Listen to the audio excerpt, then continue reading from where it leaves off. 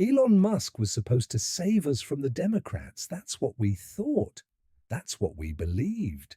But there's a dark truth lurking beneath the surface, one that no one was supposed to see. While the world cheered for Musk as he fought against the political elites, something else was happening. They didn't just oppose him, they attacked him, not with arguments, not with debates, but with something far more insidious. They sent the mobs. It started overnight, protests out of nowhere, spreading like wildfire across the country. Not just outside Twitter's headquarters, not just at SpaceX, but at Tesla dealerships, Republican town halls, anywhere Musk's name held power. Angry crowds shouted into cameras, waving perfectly printed signs. It was coordinated, it was funded, and it all led back to one name: Act Blue. For years, the Democrats have told us they're the party of the people, that their grassroots movements rise up from the voices of the oppressed, that their protests are real. But that was never true. They don't have real grassroots support. They don't have a movement. They have money.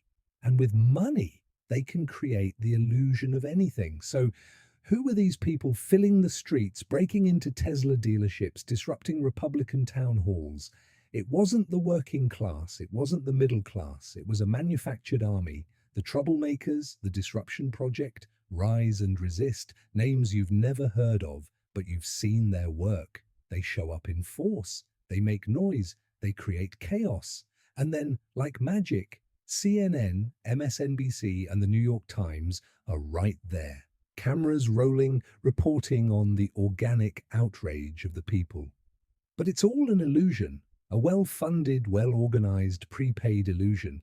And if Musk was the target, that meant he had stepped into something bigger than he realized. He thought he was fighting a battle for free speech. But this wasn't about free speech. It wasn't about Twitter. It wasn't even about Tesla. It was about control. Act Blue isn't just a fundraising platform. It's the beating heart of the Democrat machine. The same billionaires funding campaigns, funding media, funding politicians, they're also funding the chaos.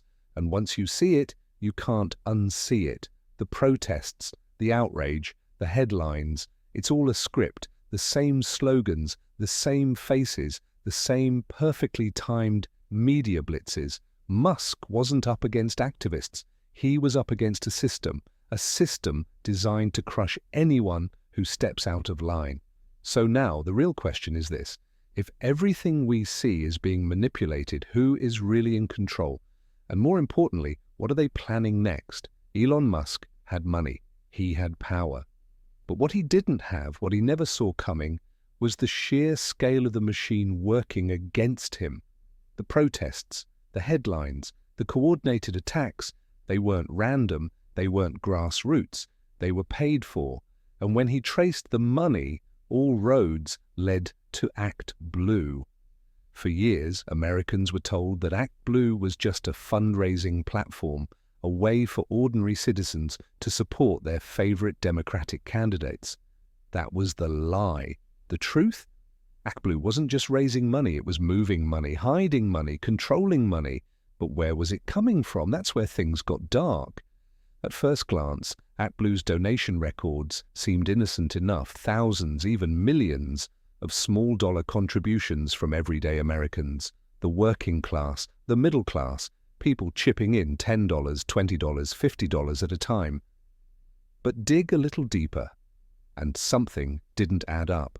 The same names, the same donations, repeating over and over again. One elderly woman in Florida had supposedly donated over $200,000 in small dollar increments. A retired teacher in Texas, $80,000 in a single election cycle, and they weren't the only ones. Thousands of transactions, automated, repetitive, untraceable. That's when investigators made the discovery that changed everything. Act Blue doesn't require a CVV number. Anyone who's ever used a credit card knows what that means. That tiny 3-digit code on the back, it's there for security, to prevent fraud, to verify that a real person is making the purchase. But Act Blue doesn't ask for it. That means anyone, anywhere in the world can funnel money into the system. No verification, no accountability, no way to stop it. So the real question became, if money was pouring in, but it wasn't coming from real grassroots donors, then where was it coming from? And that's when the real panic started. Foreign governments. For years, whispers had circulated that money from China, Iran, and other foreign entities had been finding its way into American politics. But now there was evidence, not speculation, not conspiracy, hard data, millions of dollars flowing through untraceable transactions being funneled into Democratic campaigns, activist groups, and media outlets. And then, without warning, 7 senior Act Blue officials suddenly resigned. No press conferences, no explanations, just gone. The media? Silent. CNN, MSNBC, the New York Times, not a single word. Because here's the truth, Act Blue was never just about helping ordinary Americans donate to politics. It was about power. It was about control. It was about making sure the money flowed exactly where it needed to go, unchecked, unregulated, and unstoppable. And Musk, he was the latest target. The question wasn't just who was behind this. The real question was, if Act Blue is just the beginning, what else are they hiding? Elon Musk thought he was battling activists, protesters, and political operatives, but the deeper he looked, the clearer it became. He wasn't just fighting a movement, he was fighting a machine built, funded, and controlled by the most powerful billionaire elites in the world. And at the center of it all, George Soros. For decades, Soros has been the unseen hand behind political chaos, not just in the United States, but across the globe. He doesn't just fund politicians, he doesn't just influence elections, he builds entire networks of control.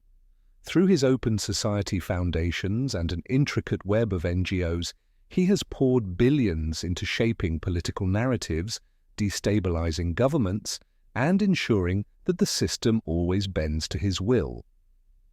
And one of his most powerful tools, Act Blue.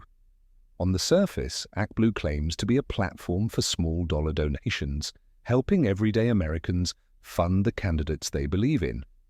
But in reality, it's a financial funnel, a system designed to launder massive sums of money into Democratic campaigns, media outlets, and activist organizations, all under the illusion of grassroots support. And guess where a significant portion of that money comes from? Soros-backed organizations. The same billionaire who has spent decades bankrolling radical movements, influencing judicial appointments, and reshaping political structures has been quietly pumping cash into Act Blue's machine.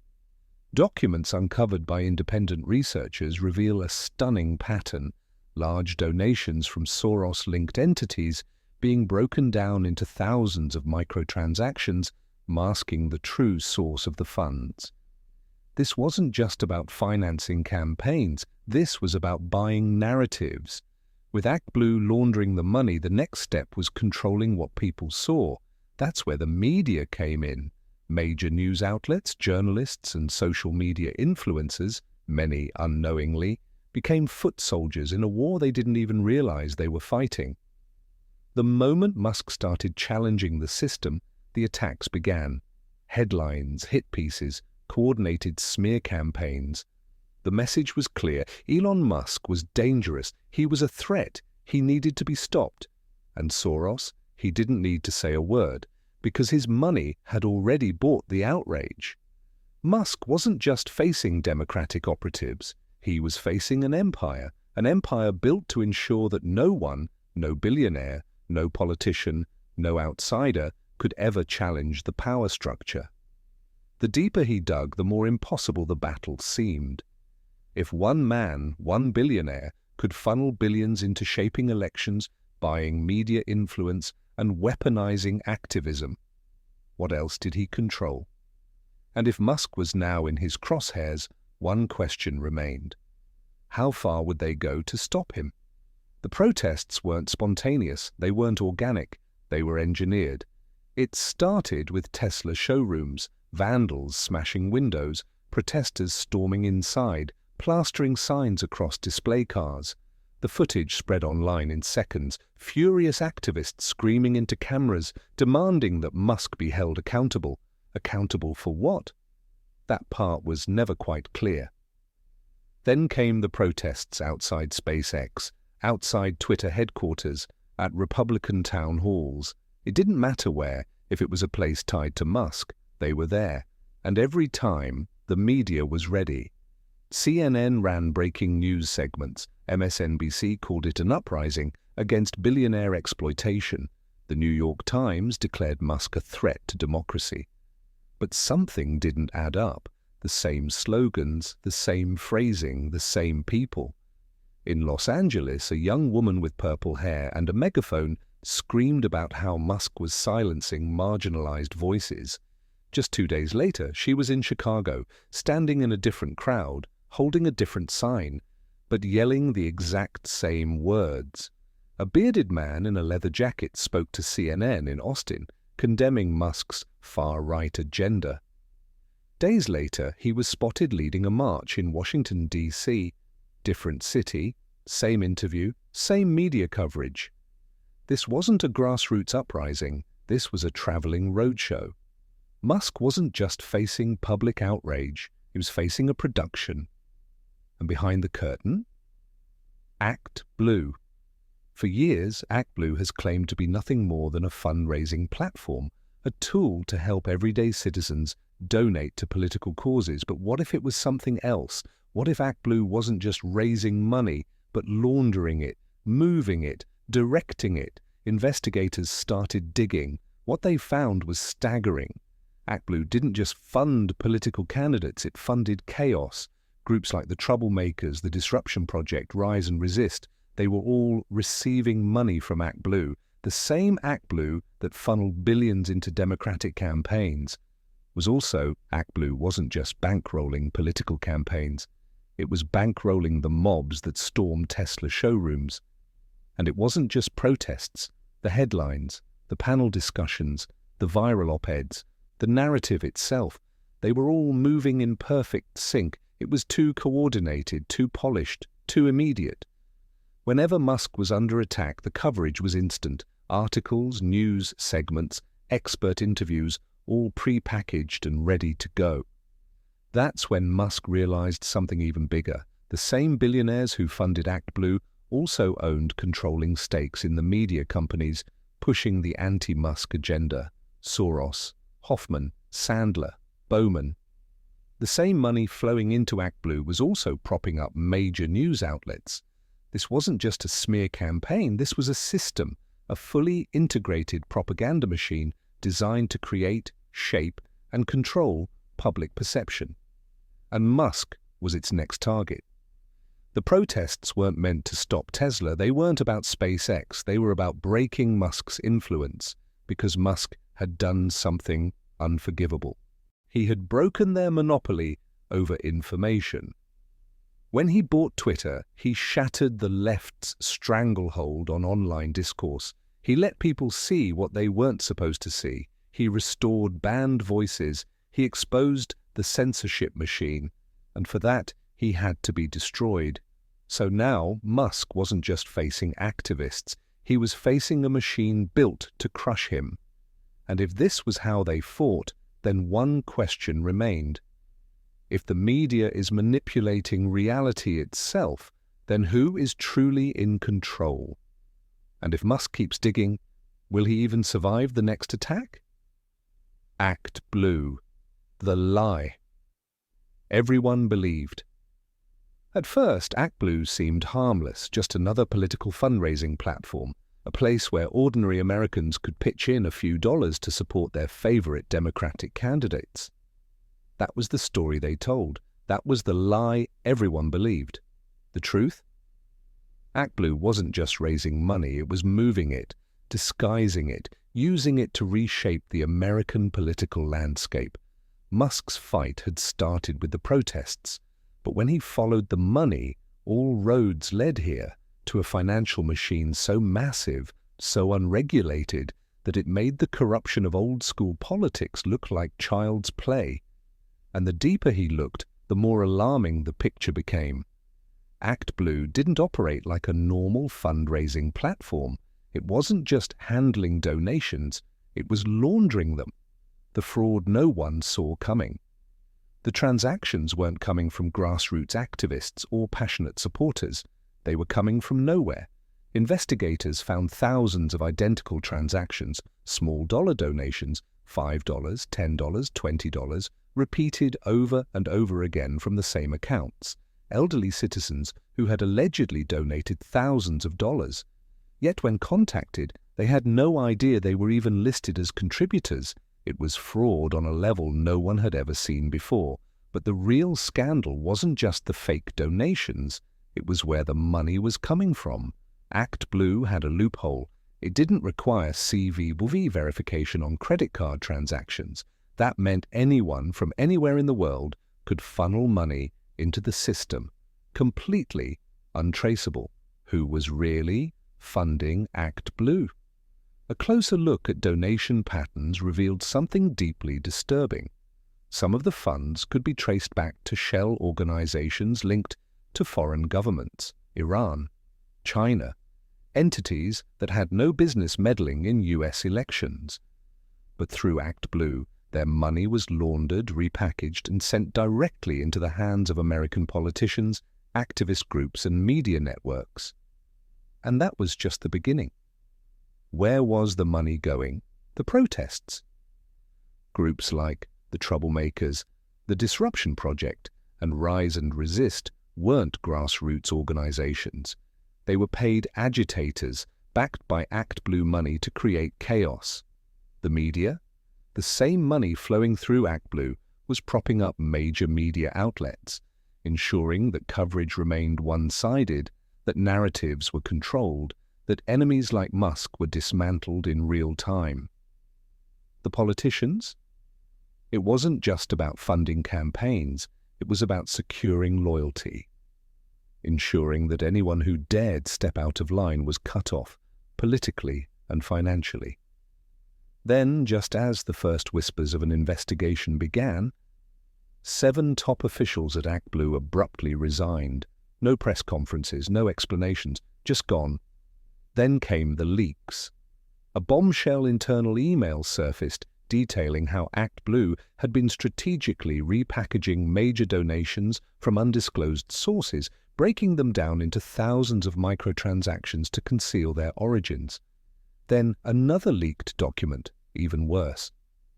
A confidential financial report showed that millions of dollars had been funneled through non-profits, front organizations tied to billionaire donors and foreign interests, before quietly being redirected into ActBlue's system. ActBlue wasn't just raising money, it was manipulating elections, it was controlling narratives, it was ensuring that no one, no outsider, no opponent could ever challenge the system. And Musk, he had just cracked it wide open. If ActBlue was this powerful, if money could buy protests, media coverage, and even the who was truly in control, if the loyalty of politicians could be bought, then the real question was who was truly in control of American democracy. Elon Musk had exposed the machine. ActBlue wasn't just a fundraising platform, it was a financial weapon, laundering money, funding protests, and buying narratives. The moment the truth came out, the response was immediate. Musk wasn't just a target anymore, he was the enemy.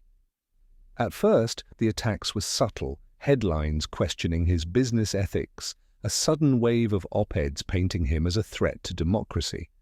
But then everything escalated. Tesla showrooms faced mysterious safety inspections from government agencies. Regulatory audits appeared overnight, targeting everything from worker conditions to environmental compliance. Suddenly, union leaders were on television denouncing Musk as an exploiter of labor. Then came the lawsuits. The Department of Justice announced an antitrust investigation into Tesla and SpaceX, accusing Musk of monopolistic behavior. Government contracts for SpaceX, once celebrated as the backbone of America's space program, was suddenly put under review. The message was clear: he had stepped too far, and the media? They had already prepared their next wave. CNN ran a special report on Musk's supposed ties to foreign entities, suggesting that he had been quietly working with overseas governments. The New York Times released an exposé on the dangers of tech billionaires in politics, heavily implying that Musk was a threat to national security. But Musk wasn't backing down. He went on the offensive. With every attack, he fired back. He didn't just deny the allegations, he flipped them. On Twitter, he posted documents linking ActBlue's funding to media executives, proving that the same billionaires behind ActBlue were also controlling the very news outlets smearing him. Then came the real bombshell, a leaked report, one that Musk himself hinted at in a cryptic post. The document detailed foreign financial transactions flowing through ActBlue into key Democratic campaigns. For years, whispers had circulated that money from overseas was influencing US elections. Now Musk had the proof. The response was immediate. Democratic leaders called him a conspiracy theorist. ActBlue officials denied the allegations. The White House refused to comment. But behind the scenes, panic, because Musk wasn't just revealing a single scandal, he was pulling back the curtain on the entire system. And that's when the real war began. The machine fights back. Government pressure on Tesla intensified. Shareholders faced anonymous threats warning them to distance themselves from Musk. SpaceX employees received emails from whistleblowers claiming workplace abuses, emails that were later traced back to activist groups funded by ActBlue. But Musk had already made his choice. He wasn't just fighting for himself, he was fighting to destroy the machine. And now the question wasn't whether he could survive the attacks, it was how far they were willing to go to stop him. Elon Musk had cracked open something dangerous, something powerful. The ActBlue revelations weren't just another scandal. They were a direct hit on the financial backbone of the Democratic Party. The machine was now fully awake. And its first instinct? Neutralize the threat. The response was swift and ruthless. Within hours, ActBlue issued a carefully crafted statement, dismissing Musk's claims as right-wing conspiracy theories. Their talking points spread like wildfire: mainstream media, left-wing influencers, and Democratic politicians all echoing the same message. There is no scandal. ActBlue is a grassroots platform. Musk is just another billionaire trying to play politics. But that wasn't enough. The leaks had done real damage. The financial reports Musk had exposed showed millions of dollars cycling through untraceable small-dollar donations, money that couldn't be accounted for, money that appeared to be coming from nowhere. Worse, forensic analysis hinted at something even darker. Foreign contributions funneled through ActBlue, broken down into microtransactions to avoid detection. People were asking questions, and in Washington, questions like these were dangerous. So the next move was predictable: make Musk pay the full weight of the system. Tesla was hit first. Federal regulators launched a surprise investigation into its hiring practices. Union leaders suddenly called for strikes at key production facilities. Lawsuits from activist groups started piling up, alleging workplace discrimination, environmental violations, even vehicle safety concerns. Then came SpaceX. Government contracts that had once been a given were suddenly placed under review. Pentagon officials started questioning whether it was wise to rely so heavily on Musk's company for national defense initiatives. NASA, a longtime partner, distanced itself quietly, nothing overt, just enough to send a message. And just when it seemed like the pressure couldn't mount any further, the financial sector turned against him. The very same banks and investment firms that had once championed Musk's ventures started signaling concern. A few even downgraded. The machine strikes back. Tesla's stock outlook dimmed. Others floated rumors about the risks of relying on a single billionaire for America's space ambitions. Corporate lenders raised interest rates on his businesses. Musk wasn't just fighting ActBlue anymore, he was fighting the system itself. The moment he exposed how the money moved, the machine turned against him, not because he was wrong, but because he was right. And then something strange happened. ActBlue's biggest donors started pulling back. George Soros's Open Society foundations quietly halted funding to several ActBlue-linked non-profits. Reid Hoffman, the billionaire behind LinkedIn and a major ActBlue donor, gave an unusual interview calling for more oversight in political fundraising. Musk had drawn blood, but he also knew what that meant. The next move wouldn't just be about controlling the narrative, it would be about financially destroying him. He had choked off a key pipeline of influence. He had embarrassed the very people who never expected to be exposed. And now the real war was about to begin. If Musk had truly struck at the heart of the democratic financial empire, then the retaliation wouldn't be another smear campaign. It wouldn't be just another lawsuit. It would be an all-out attempt to ruin him. And the only question left was, could he survive what came next? The battle for control, Elon Musk had been cornered, attacked from every angle, by the media, by Washington, by the financial elite. They had tried to silence him, to cripple his empire, to smear his name. But instead of backing down, he escalated. This wasn't just about him anymore. This was about pulling down the entire system. He struck back with more evidence, more leaks, more truth. Documents proving that ActBlue wasn't just laundering money, it was secretly channeling funds into lobbying groups and backdoor deals with high-ranking Democratic officials. For years, people had suspected that political influence was bought and paid for.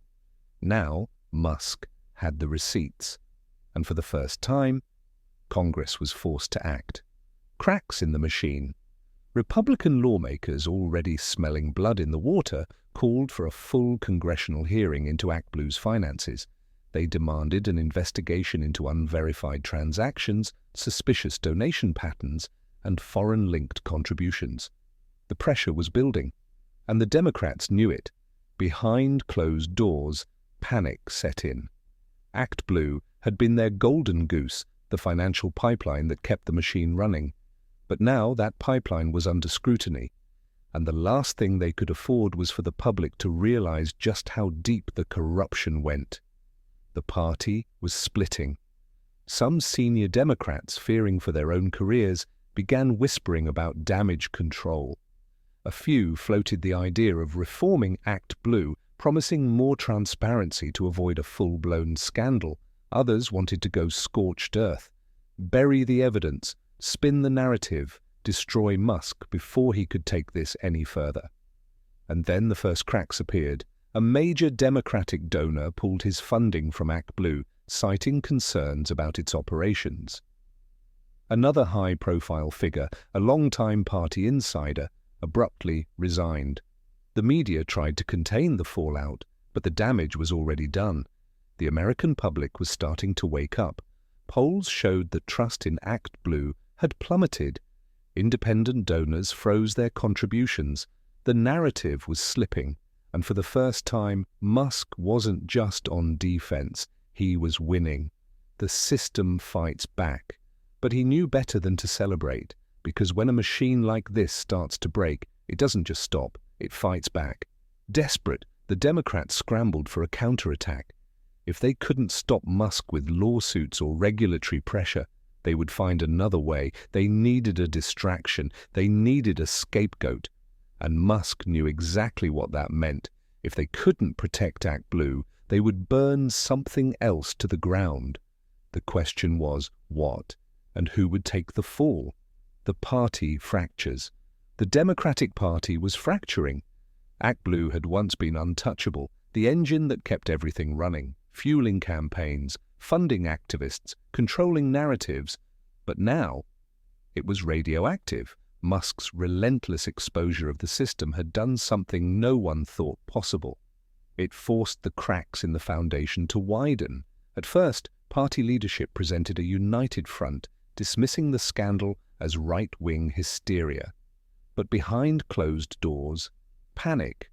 The financial irregularities were undeniable. The leaked emails, the foreign donations, the shadowy money laundering. Too much was now out in the open. And some Democrats were starting to realize something terrifying. If Act Blue fell, it wouldn't fall alone. A handful of high-ranking Democrats began quietly distancing themselves. Carefully worded statements about the need for reform started appearing in the media. Some even called for internal investigations. But Musk knew the truth. This wasn't about fixing the system. It was about saving themselves. And the real question was, how far would they go to make sure that he was the one who took the fall?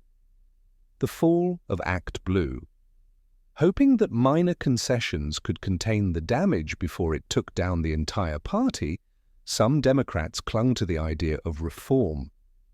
But others saw the writing on the wall. They knew containment wasn't an option. Someone had to take the fall. And if sacrificing Act Blue meant saving the larger system, so be it. Then, in a stunning turn, a high-profile Democratic senator suddenly went on the record calling Act Blue's structure deeply flawed and warning that the party needed to re-evaluate its fundraising operations. It was the first public break from within, and it sent shockwaves through Washington.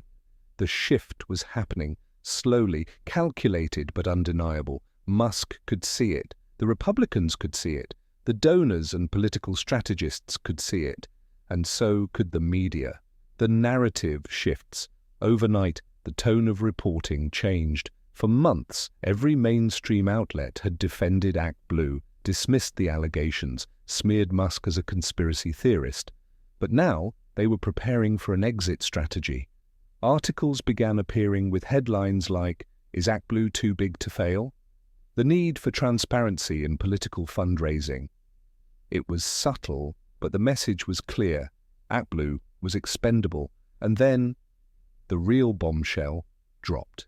The whistleblower.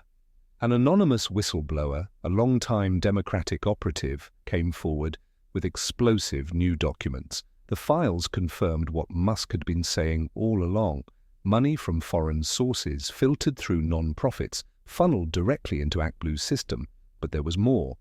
Emails discussing how to hide the transactions, avoid detection, and protect top Democratic figures from scrutiny. The Democrats were imploding. Some desperately clung to Act Blue, hoping to keep the machine alive. Others positioned themselves for survival, preparing to throw Act Blue under the bus to save their own careers. And then came the final betrayal. The decision to sacrifice. Act Blue, a closed-door meeting, whispers in the halls of Congress. A decision had been made. Act Blue was no longer worth saving. Musk had forced their hand. And now, to protect the larger system, the Democratic elite needed someone to take the fall. Would Act Blue be betrayed by its own party? And if they were willing to sacrifice Act Blue, who would be the next pawn to be discarded? Act Blue collapses. The once untouchable fundraising giant, the financial engine that had fueled the Democratic machine for decades, was now under federal investigation. The leaks, the whistleblowers, the undeniable evidence. It had all been too much to contain. For the first time, the system was forced to confront its own corruption. Congressional hearings were scheduled, subpoenas were issued. Act Blue officials were forced to testify before lawmakers, struggling to explain how millions of dollars had been funneled through their platform without proper oversight. The media, once loyal defenders, began shifting their tone. The same outlets that had dismissed Musk's accusations now ran segments on financial mismanagement, the need for transparency in political fundraising. The machine wasn't just abandoning Act Blue, it was feeding it to the wolves. And the money, it was drying up. Corporate donors began pulling back. Some of the biggest financial backers of the Democratic Party distanced themselves, fearing the political fallout. Act Blue's influence, once absolute, was crumbling. Musk's warning, The system never collapses, it adapts. And yet Musk knew better than to celebrate. This wasn't over, not even close. Yes, Act Blue was under fire. Yes, the Democratic Party was bleeding. But Musk understood what most people didn't. The system never truly collapses, it adapts. Even as the investigations deepened, new structures were already being built. Shadow organizations, reformed political action committees, new platforms designed to replace Act Blue under different branding with different leadership, but the same purpose. The Democratic Party itself was undergoing its own internal war. The moderates wanted to cut their losses, purge the party of those too deeply tied to the scandal, rebrand, move forward. The progressive wing, however, saw an opportunity. They weren't just blaming Act Blue, they were blaming the entire Democratic establishment. This wasn't just a financial scandal anymore, it was a battle for control. The next phase of war. Some within the party saw Musk as a distraction, a temporary problem. But others, they saw him as the ultimate threat. He had exposed how the machine worked, and that meant only one thing. He had to be stopped, permanently. The system wasn't going to let him walk away unscathed. They had failed to break him with lawsuits. They had failed to destroy him through financial pressure. What came next would be something different. A new wave of attacks, smear campaigns, regulatory battles designed to strangle his businesses, perhaps even something darker, a coordinated effort to remove him from the public sphere altogether.